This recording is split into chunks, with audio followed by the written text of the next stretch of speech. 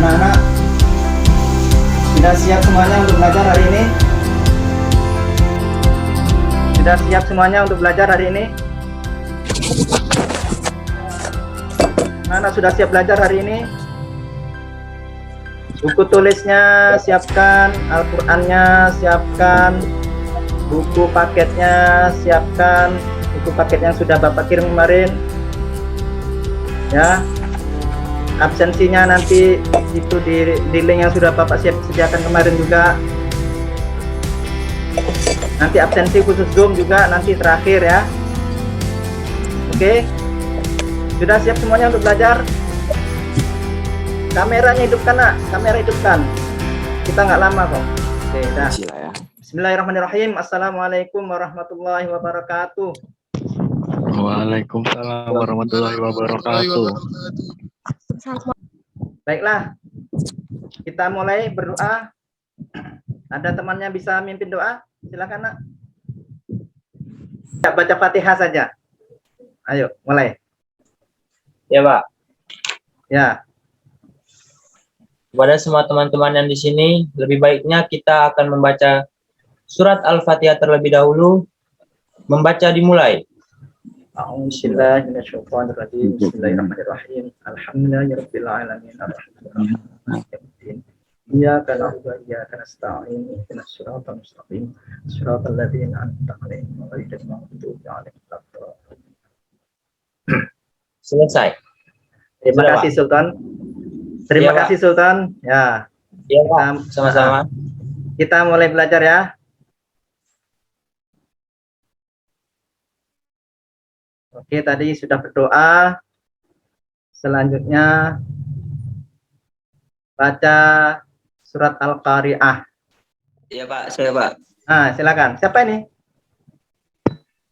Eko Purnomo. Eko Purnomo. Ah, silakan Eko Purnomo baca. A'udzubillahi minasyaitonirrajim. Bismillahirrahmanirrahim. Al-Qari'ah mal-Qari'ah wa ma adraka mal-Qari'ah yauma yakunun nasu kal farasil mabsus wa takunul jibalu kal ihnil manfus fa amma man sakulat mawazinu fa huwa fi 'ishatir radiyah wa amma man wa ummuhu hawiyah wa ma adraka ma hiya narun hamiyah. Shadaqallahul azim. Alhamdulillah, terima kasih Nak ya Eko Purnomo sudah membacakan surat Al-Qari'ah. Semoga bacaannya tadi mendapatkan pahala yang besar Nak ya. Amin. Amin. Anak-anak semuanya semoga menjadi anak yang soleh dan solehah semuanya. Amin. Amin. Amin. Amin. Ya, baiklah kita lanjut. Anak yang solehah, anak yang muslimah, anak perempuan muslimah. Coba salah satu baca terjemahannya. Saya aja, Pak. Oke, siapa? Silakan. Ayo. Artinya, hari kiamat, apakah hari kiamat itu? Tahukah kamu apakah hari kiamat itu? Pada hari itu, manusia seperti laron-laron yang berterbangan, dan gunung-gunung seperti hulu yang dihambur-hamburkan. Maka, adapun orang yang berat timbangannya, maka dia berada dalam kehidupan yang memuaskan. Dan adapun orang yang ringan timbangannya, maka tempat kembalinya adalah neraka hawiyah. Dan tahu kamu apakah neraka hawiyah itu? Yaitu api yang sangat panas.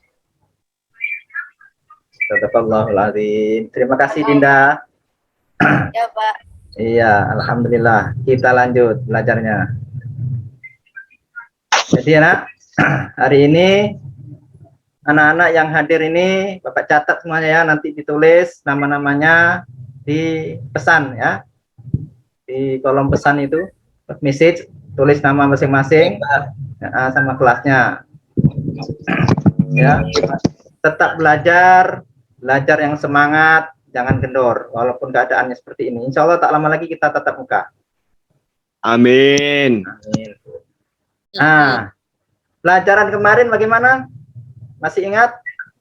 Apa pelajaran kemarin? Kemarin yang kita pelajari apa? Apa yang kita pelajari kemarin? Makna iman. Makna iman. Makna iman dari akhir. Apa itu iman pada akhir? Apa iman pada hari akhir? Ayo. Percaya kepada hari akhir. Pasti hari akhir Percayakan kepada air. terjadi. Pasti terjadi. Ya. Kemudian dalil-dalilnya apa saja kemarin? Surat Al-Qari'ah. Al-Qari'ah. Terus surat Az-Zalzalah. Nah, apa lagi? Surat Al-Waqi'ah. Tadi yang kita baca tadi surat Al-Hajj. Al-Hajj, Pak. Nah, iya. Terus nomor 3. Apa tanda-tanda hari akhir? Ada tanda-tanda hari akhir, ada tanda akhir kiamat kecil, ada kiamat besar. Kematian, Pak. Banyak kematian. Iya, pintar. Kematian. Kalau yang besar? Corona. Kalau yang besar, tanda tanya? Gunung berapi meletus. Bencana alam. Kalau yang besar. Corona. Tanda-tandakan kiamat besar apa? Turunnya Dajjal. Dajjal. Imam Mahdi. Ya'juj Ma'juj. Turunnya Nabi Isa. Iya, bisa. Iya, pintar. Ada lagi? Oke. Terus periode hari akhir. Begitu manusia meninggal dunia semua mati, masuk dalam alam barzah. Bangkit dari alam barzah. Namanya alam Barzah. Yaumul Mahsyar.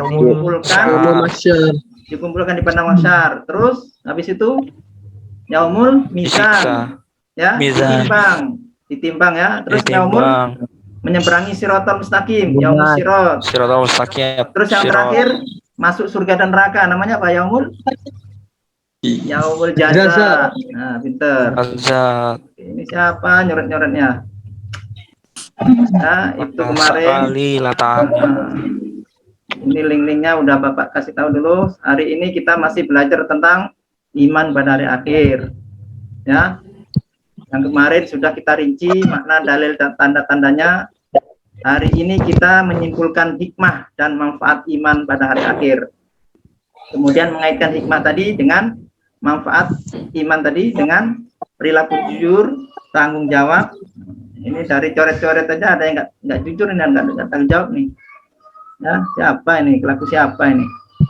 Dan berbuat adil ya. Kalau bisa hapus nak ya. Bapak tak ngerti itu kenapa sampai ada coretan itu. Jahil.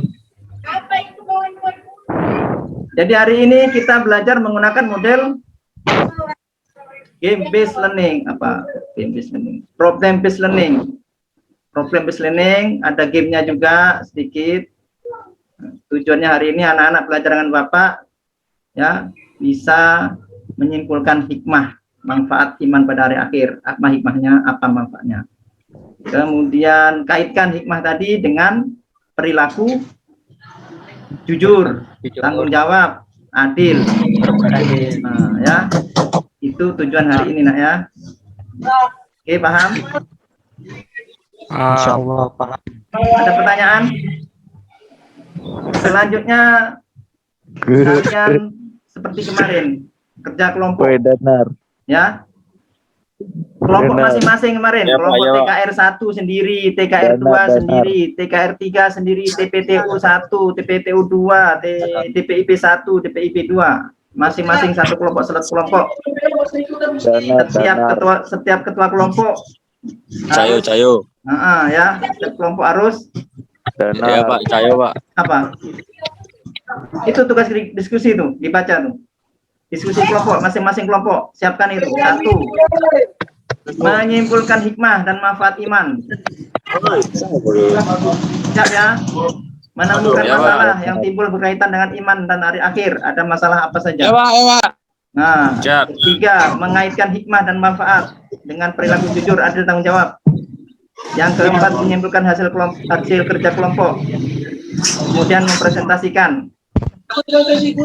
Bapak kasih waktu selama 30 menit. Kita offline, kalian yang online sendiri dengan kawan-kawanmu satu kelompok, per kelompok. Diskusi kelompok selama 30 menit. Benar.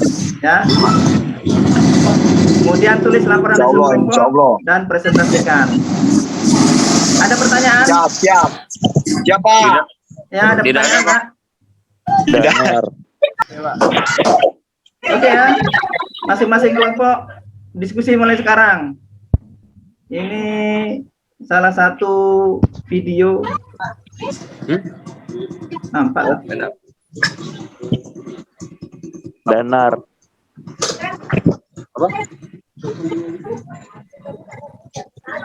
Perhatikan videonya.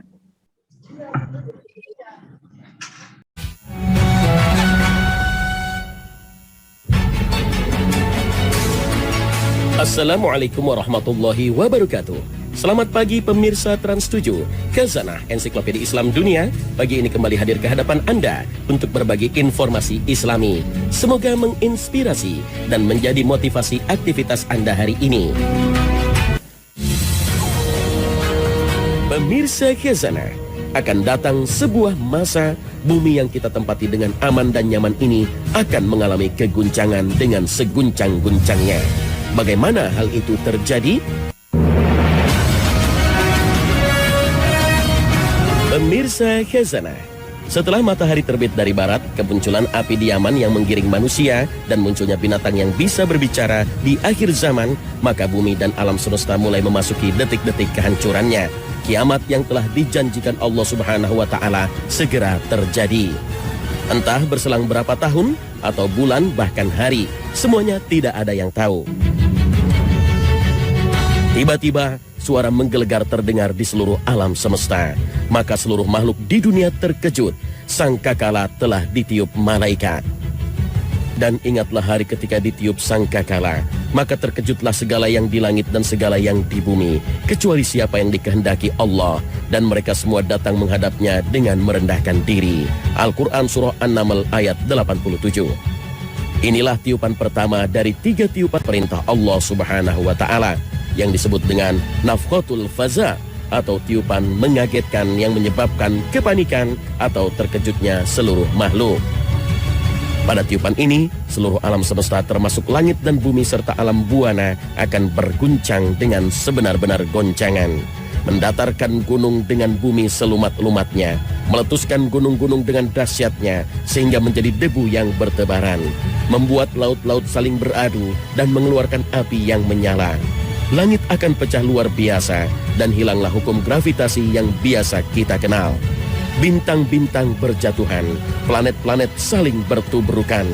Bersatulah matahari dengan bulan dan hilanglah cahayanya.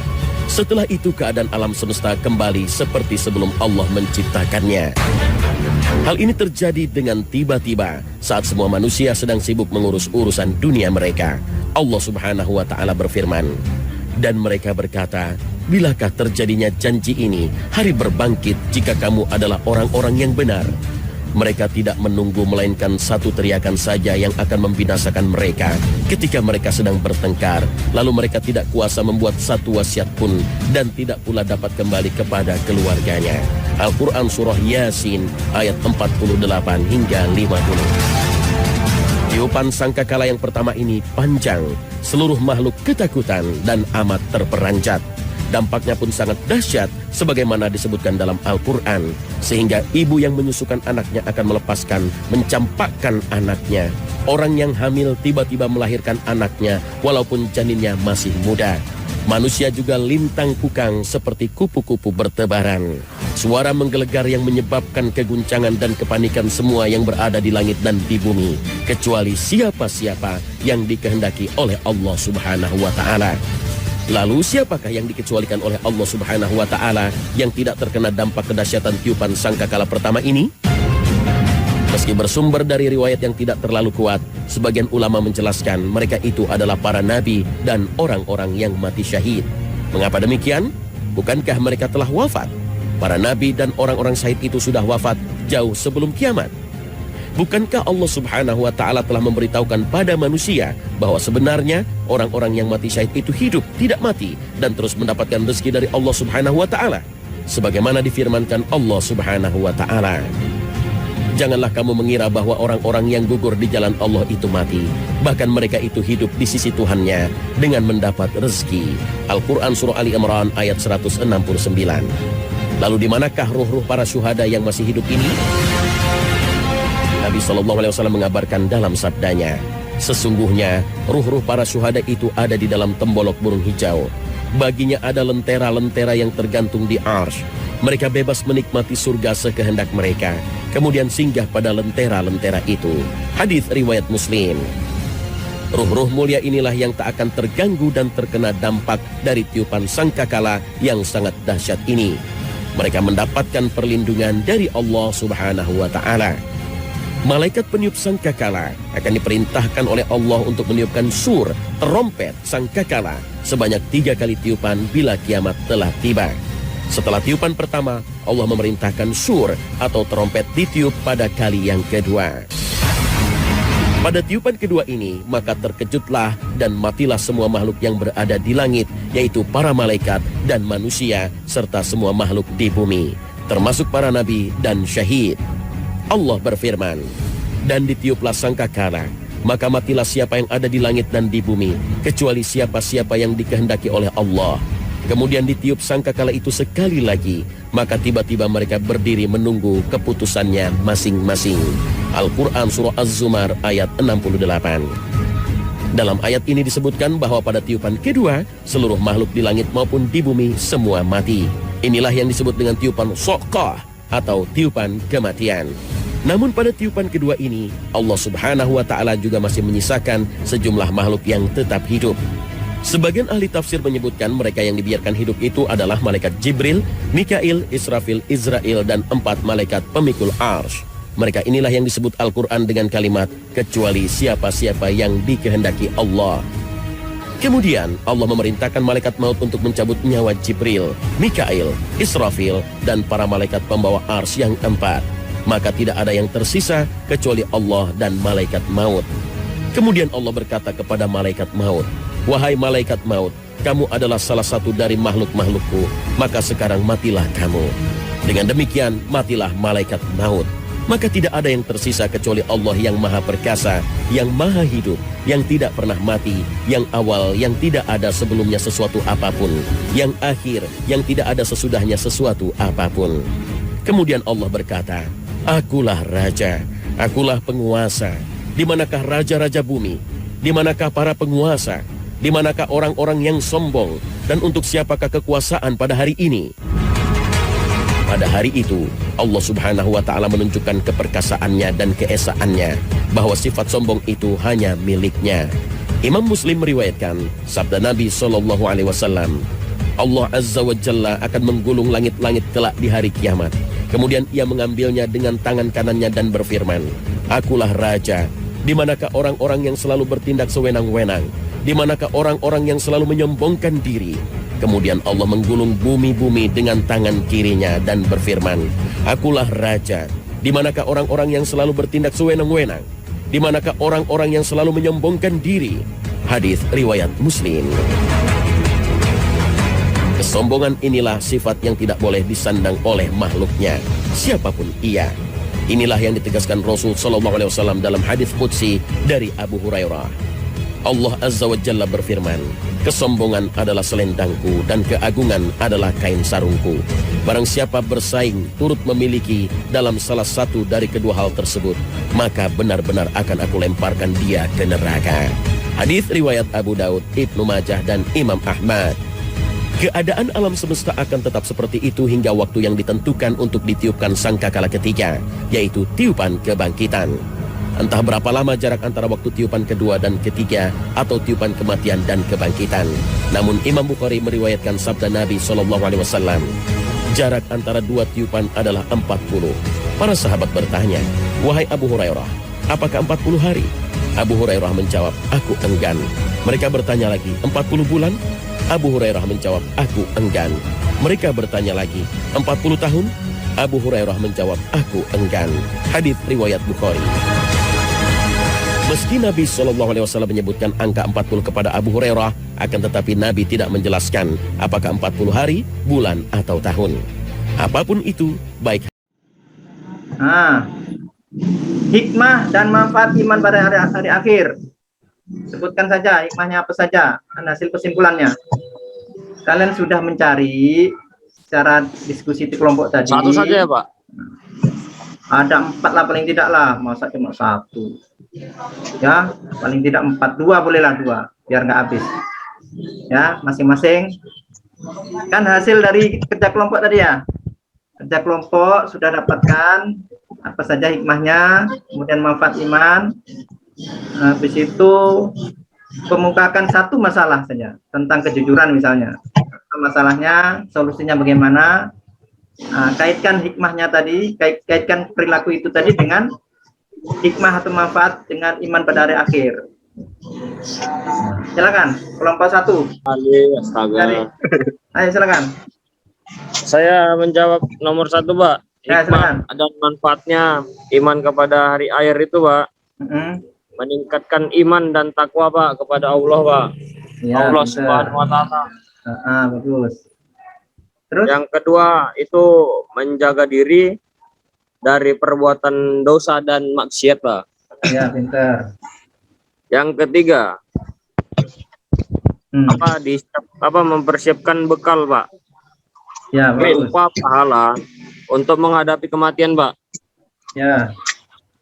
Dan senantiasa beramal soleh, berbuat baik kepada manusia, Pak. Itu, Pak. Ya, bagus. Tekad 3 tuh ya. Rafi Ya, kan? Pak, tekad 3, Pak. Rafi kan? Ya, Pak, Muhammad Rafi, Pak. Di absen. Assalamualaikum warahmatullahi wabarakatuh. Perkenalkan, nama saya Samil Muhammad dari TKR 1. Ya. Jawaban nomor berapa, Pak? Semuanya. Bisa semua. Ayo. Manfaat dan hikmah jujur. Itu Mana suaranya nih? percaya diri sendiri. Nah, Terus? itu yang jujur, Pak. Terus melatih mendapat suatu kenikmatan dari Allah Subhanahu wa Ta'ala.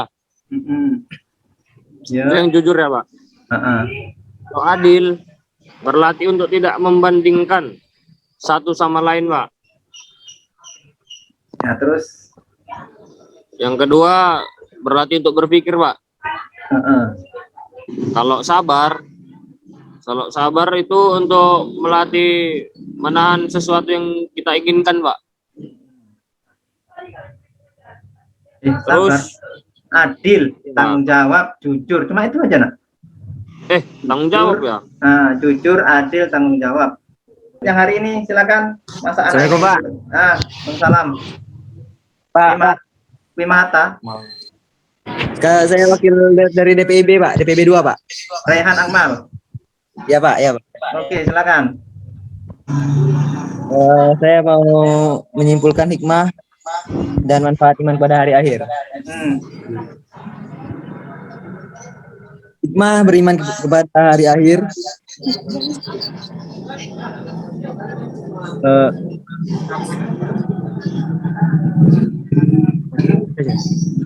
Mendorong manusia untuk senantiasa taat dan ikhlas dalam menjalankan perintah Allah Subhanahu wa Ta'ala dan menjauhi larangannya. Iya, mantap. Mantap.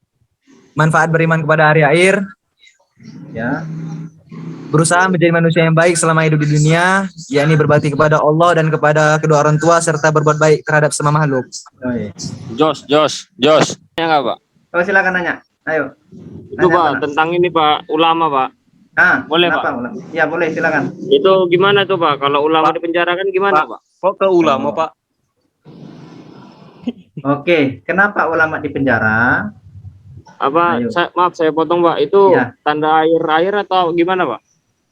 Ulama di penjara itu dari zaman dulu sudah ada. Dari zaman Sudah ada ya, Pak? Hah?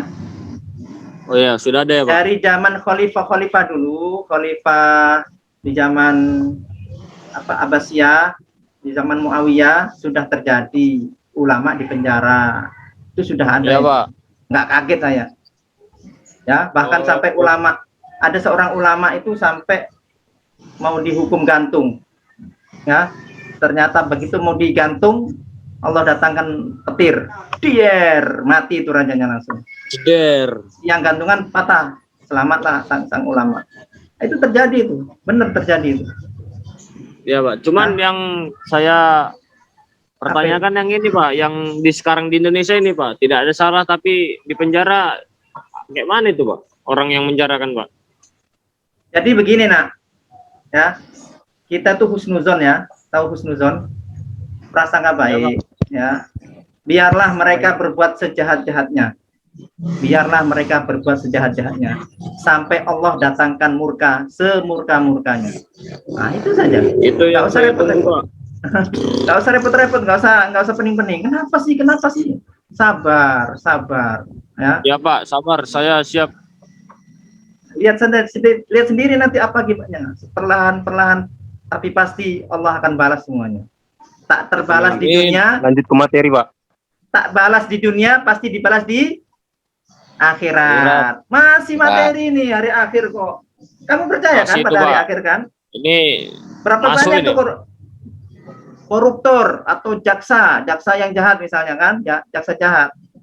Ya, belum sempat dihukum di dunia, mati dia, masuk dalam kubur, habis dia di dalam kubur. Nah, untuk membuktikan lihat sendiri di kubur kayak apa, bongkar aja kuburannya kalau mau lihat sendiri. Nah, Azab, ya, Itu, Pak. langsung diazab sama Allah, biar di dunia tak Matinya terazab. tidak tenang itu Pak. Mati tanam. Nggak ada. Assalamualaikum warahmatullahi wabarakatuh. Waalaikumsalam warahmatullahi wabarakatuh. Mempresentasikan tentang perbuatan jujur dari kelompok saya, dari kelompok kami. Menyalahi perbuatan jujur diantaranya yaitu dengan berani berbohong atau menipu hanya untuk mendapat keuntungan, dan penjualan, menipu untuk mendapatkan harta milik orang lain, pemimpin atau pejabat yang menipu rakyat untuk mendapat dukungan, menipu dengan menyebarkan hoaks, menipu kualitas diri agar mendapatkan pujian. Solusi dari ini yang dapat saya berikan adalah menanam kepada pejabat melalui ceramah atau kegiatan agama, tanamkan tentang ibadah kepada hari akhir, yakinkan kepada para pejabat bahwa segala perbuatan pasti akan dibalas di dunia akhirat dengan masuk surga atau masuk neraka. Terima kasih. Wassalamualaikum warahmatullahi wabarakatuh. Waalaikumsalam warahmatullahi wabarakatuh. Bagus sekali. Ya, cukup ya. Kelompok selanjutnya, kelompok 2. Siapa? Materinya, silakan. Dibuka kameranya lah. Boleh. Ayo. Permasalahan konseptualnya dari menyalahi perbuatan adil diantaranya yaitu pejabat pelayanan publik yang mempersulit pelayanan bagi rakyat kecil tapi memudahkan pelayanan hanya untuk orang kaya. Pejabat yang menyalahgunakan jabatannya untuk kepentingan pribadi, orang tua yang lebih mengasihi satu anak dan mengabaikan anak yang lainnya. Solusinya adalah menanamkan rasa takut kepada Allah Subhanahu wa Ta'ala di hati para pejabat. Takut bahwa nanti pasti mendapatkan balasan di akhirat berupa siksa neraka. Dengan rasa takut itu, maka setiap pejabat dapat berbuat adil dalam melaksanakan tugasnya. Iya, bagus. Pinter. Tadi Dinda Oktaviani bagus, tepuk tangan. Sekarang ini materinya bagus juga. Tepuk tangan kemana? Iya. Ya, terima kasih kedua yang kelompok-kelompok yang sudah menampilkan presentasi tadi. Jadi kesimpulannya, sebelum kita ambil kesimpulan dari anak-anak, ada pertanyaan? Apa? Termotivasi Bermotivasi. untuk selalu bekerja keras dan menjauhi kemalasan. Iya, pinter. Terus apa lagi? Yang lain? Apa kesimpulannya? Menyadari bahwa segala perbuatan selama di dunia akan dipertanggungjawabkan di akhirat. Iya, bagus, pinter. Ada lagi? Formatif. Kita latihan soal ya. Oke, ini latihan ini kita sambil main. Klik ya. Nomor 3. Soal nomor 3. Coba Rp1 pun Dinda tidak mau menyembunyikan uang yang ditemukannya di jalan untuk dikembalikan kepada pemiliknya, karena Allah Maha melihat dan Dia yakin kelak segala perbuatan akan dipertanggungjawabkan. Hikmah yang diterima Dinda dengan keimanannya kepada hari akhir adalah C. Kejujuran. Kita klik ah. Nah, benar, pinter. Membela apa ini? Kepentingan rakyat, harus menolak disuap miliaran rupiah dari pengusaha minyak karena dia yakin kelak di akhirat akan menanggung akibat dari segala perbuatan di dunia. Narasi tersebut adalah cerminan iman kepada hari akhir dengan perilaku. Ayo. Nah, gitu ya.